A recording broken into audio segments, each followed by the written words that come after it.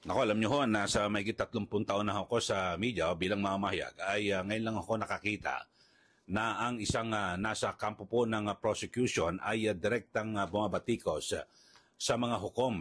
Particular itong tinutukoy natin, yung impeachment case laban po kay VP Sara Duterte na kung saan ay hayagang binira ng bagong talaga na spokesman ng prosecution panel na si Attorney Antonio Odi Bukoy. At kanyang binibira yung mga senator judges, dalawa ho dyan, direkta ho, pinangalanan niya, ay ito pong si Senator Ronald Bato de la Rosa at yung presiding officer ng impeachment court na si Senate President Chis Escudero.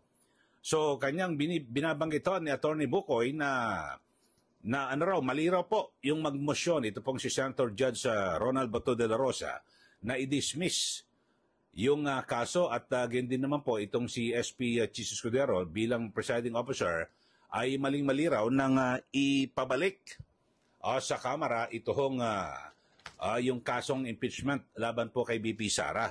So alam nyo sa ganyan ho, sa mga korte, dapat mag-file ka ng motion. Kung gusto mong ipa-inhibit ang isang hukom o kung ano man, meron kang reklamo, mag-file ka, di ba? May mga pleading suit dyan tinatawag. At para ipaalam mo no, sa hukom, pero hindi po sa pamamagitan ng press con, mga kabayan. Kasi ito ho, marami ho tayo narinig, di ba? Mga dating retired Chief Justice, retired Justice, yung mga sinasabing legal expert, mga constitutionalist, ang nagbibigay ng pahayag na keso ganito, labag sa konstitusyon, yung ginawa ng impeachment court ng Senado at partikular na kanilang binibira yung mga sinasabing di umano ay tagapagtanggol ni VP Sara Duterte. So okay lang po yun kasi bakit ho? Sa akin pananaw ito di po ako abogado pero ibabase ko lang ho sa aking mga karanasan bilang pagko-cover. Nag-cover ako sa mga, lalo na ho dati, mga malalaking kaso na talagang sinusubaybayan noon yung mga yung kasong kay Halosos, yung kay Mayor Antonio Sanchez, tapos sa impeachment court din ho ni dating Pangulong Erap at naging kay Chief Justice Corona. So nakita ko ho yung mga aksyon. Alam nyo, may ingat ho pareho nasa prosecution at ang depensa, maingat ho, hindi po nagsasalita ng basta-basta. Magsasalita sila dun mismo sa korte. Pero yung mga interview ay maingat ho sila na nagbibigay ng pahayag. Pero dito ho ay tingin ko lang ho, masyadong reckless. Kasi ito pong si Attorney Bukoy, baka nakalimutan niya, bahagi na po siya ng impeachment proceedings. Pero ito pakinggan ho natin at kanyang direktang binibira. Ito pong si Senator Ronald Bato de la Rosa. Ang hukom po, hindi nagmo-motion. Ang nagmo-motion, yung mga partido, yung mga grounds na binanggit ni Senator de la Rosa, yun din po yung grounds na iniakit nila sa Supreme Court. So, ang nangyari, si Senator de la Rosa, umaaksyon na parang defense counsel. Ayon ho sa saligang batas, kapag nailatag ang articles of impeachment, dapat agad-agad mag-proceed sa trial. At dapat bigyan, iserve ng writ of summons ang impeached official para maglahad ng sagot or answer, not a motion to dismiss. Kung yung nasasakdal ay hindi pwedeng maglahad ng motion to dismiss, di lalo na siguro yung hukom. Di po ba? Dahil ang sinabi po ng saligang batas, ang kapangyarihan ay to try and decide the case. To try, ibig sabihin po ay maglitis.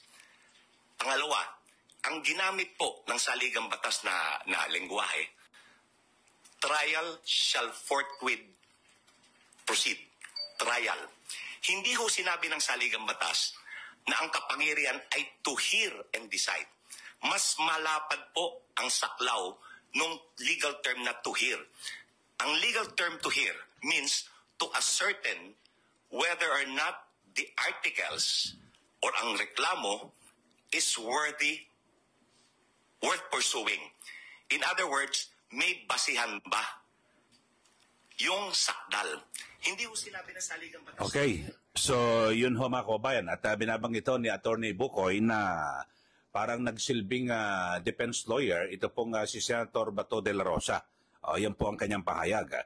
At siyempre, ito po lantaran at direkta o harap-harapan na kanyang kini-question yung kredibilidad at yung sabihin natin, yung pagkatao ni Senator Bato de la Rosa na nagsisilbing Senator Judge dito po sa impeachment trial. Kasi alam nyo, sa aking pagkakaalam ho, sa mga nakaraan ho, di ba? Ako, nagko-cover ho ko. Hindi po pwedeng magsalita ng laban. Yung kahit na nasa prosecution ka man o nasa depensa, hindi po pwede. Kasi kung meron kang reklamo sa hukom, pwede kang mag-file ng motion para mag-inhibit, di ba? Yung, kung sino man yung hukom na sa tingin mo ay meron siyang ginagawa na mali, at makakaapekto sa kanyang magiging kapasyahan dito po sa kaso. So, yun lang ho mga kababayan. At ako may narinig ako isang abogado na nakusan parang mali ang pagkakaintindi ni Attorney Bukoy dito po sa try and decide. At dito po sa kumpara sa hear and decide. So, magkakaiba ho, no? Ang mga interpretasyon, pero mukhang mali nga itong si Attorney Bukoy. Dito po sa sinasabi niya, pagkumpara dito po sa try and decide. Ito at tingnan natin nakalagay yung try and decide and hear and decide both refer to the judicial process of resolving disputes, but they emphasize different aspects of the process. Try and decide focuses on the complete process of examining evidence. Ayun hearing arguments and then reaching a judgment. Yung hear and decide highlights ng the initial stage of the process and presentation of evidence and arguments followed by formal decision. So, in essence, try and decide encompasses the entire judicial action. Ayun. Yun ho mga kababayan. While hear and decide emphasizes the initial presentation and the subsequent condition. So, yun ho mga kababayan. Sabagay, sila naman ho yung mga abogado ang nagtatalo. Pero magkaiba ho at talagang mas ang sinasabi, yung try and decide, yun ang ang talagang mas matindi ho, di ba? Yung ibig sabihin, mga kababayan. Kanya-kanya mga mga abogado ako, hindi naman po ako abogado Kasi yung sinasabi, yung ako ang issue ko rito mga kababayan ang binabanggit ko rito. Kasi ang sinasabi, try and decide might be used when discussing a specific case or a particular aspect of a trial. So, yun na. Well, dito mga kababayan, balikan natin. Ito pong si Attorney Bukoy, na kung saan direkta niya binabatikos, ito pong si Senator Bato de la Rosa, na isa pong judge. Kasi ako sa mga nakaraan, kapag may parang namali lang ho ng salita, yung isang prosecutor o abogado ng depensa, pwede ka ipakontempt ng judge. Ito ho kaya, pwede ho kaya ito? Na ma-contempt ito pong si Attorney Bukoy kasi bahagi na po siya ng impeachment proceedings Siya po ang nagsisilbing tagapagsalita ng ng prosecution panel. At ito binira niya rin ho itong si Senate President Chis Escudero bilang presiding officer Naging actuation and ruling ni Senate President Chis Escudero as the presiding officer of the impeachment court, ay wala ho sa saligang batas yan. Kagaya po ng pag-remand. Hindi po ang pag-remand, ibig sabihin, yung lower court should reconsider. Gaya po na nabanggit ko kanina, wala hong salitang remand sa impeachment. Hindi ho angkop ang remand sa impeachment. Yung remand ay para sa ordinaryong kaso, sa ordinaryong hukuman, but never sa impeachment court. Okay, so yun po ang kanyang binabanggit at direkta rin niya rin na ipinamumukha kay Senate President Chis Escudero na mali ang naging desisyon ng impeachment court, nagbotohan po dyan. Alam niyo, bawat kilos, konting kibot, dapat dyan kung magdedesisyon, magbobotohan at mayorya po ang mananaig, di po ba? So, yun po, dalawa na ho ang binira niya, yung presiding officer at ito pong si Senator Judge Ronald Bato de la Rosa. So, sa mga pagkakataong ito, pwede kaya itong i-contempt, mga kababayan. Ito, katulad ho nito, ay meron ho kung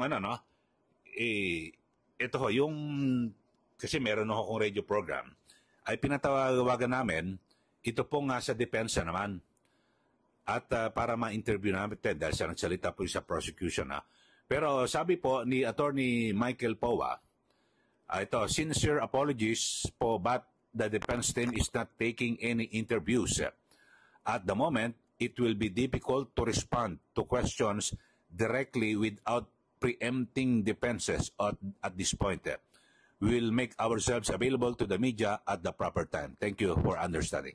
So yan po, ang text po yun sa aming executive producer na ni Attorney Michael Powa. Ibig sabihin, ayon po nilang magpa-interview sa ngayon at dahil sa baka ma-preempt pa yung kanilang mga galaw din, siyempre mga strategy at higit sa lahat, ayaw nila na baka yung kanilang maging pahayag ay maging iba po ang tanggap po ng mga magsisilbing senator judges na parang kumakalaban o kaya naman ay sabi natin, nagpumapabor o kung ano man. So, naging maingat po yung depensa. O yung sa prosecution panel, umatake kaagad, binira po. Ito hong impeachment court. Alam nyo ho, hindi po sila co-equal kapag sa impeachment. Kasi sa mga batas, so halimbawa sa balangkaso ng mga panukalang batas, pantay po sila. At co-equal ho sila. Halimbawa kasi, di ba, magbapasahaw ang mababang kapulungan ng batas, tapos yung Senado, pareho silang bersyon, tapos magbabay-camp, pag-uusapan, at kung magkasundo, dadali na yan sa Malacanang para pirmahan ng Pangulo bilang ganap na batas. Pero dito sa impeachment court, ay mas mataas po ang mga senador. Bakit po sila po ang hukom Kaya ang tawag po sila sa kanila ay mga senator judges. Tapos, yung mga kongresista ay nasa prosecution po sila magsisilbing prosecutor o taga-usig at sila po ang maghahain ng mga depensa para madiin yung inaakusahan dito po sa impeachment, ganun ho. At so lahat po ng mga aksyon ng prosecution o ng depensa dapat idaan yan sa mga pleadings, maghahain sila ng motion kung ano man. At 'di ba, ganun ho ang kalakaran po at mga panuntunan sa pagdinig sa mga sa mga kaso. Sa lahat po ng hukuman 'yan. Kasi ito yung impeachment court ay ito mas matindi ho kasi ito. Tinaghalo itong may kahalong politika ho. Ito hindi katulad do sa regular na korte na talagang puro legal ho usapan doon. Dito ho ay impeachment court at mga politiko po ang magsisilbing hukom. Kaya nga tawag sa kanila senator judge. O, di po ba? Siyempre, ang politiko, meron pong yan. May kanya-kanyang pinoprotektahang interes. Di po ba? Di po maiwasan yan At isa po sa mga interes nila, ano ba magiging natin? Ang magiging kalagayan natin o yung ating kinabukasan ng ating profesyon o ng ating career, political career sa after 2028. Ito ba'y makabubuti o naman makakasama? So ito ang dapat natin iboto. Hindi ko sinasabi na gano'n na magiging ang lahat po ng mga senator judges. Pero bagamat ang sinasabi ng iba na ang kanila raw magiging batayan sa paghatol ay base po sa mga ebidensya. Pero ang realidad ho, ebidensya at interes. Politiko kasi. Kasi mga politician ito, bahagi po ito ng issue po ng politika dito po sa ating bansa. Kasi kung hindi po ganyan, dapat sinabi po ng konstitusyon, dapat hindi mga senador ang tatayo na mga hukom sa impeachment court. Dapat ang ginawa ko sana, kung talagang legal, magtayo ng ibang korte or the Supreme Court, magko-convene kayo bilang impeachment court, mga ganun. Pero iba po ito Kaya kakaiba. Kaya hindi po maiwasan kasi mga politiko lahat, kaya hindi po pwede na pagsabihan ng isang senador na ikaw bias ka sa ganito o ikaw rin bias ka sa kabila.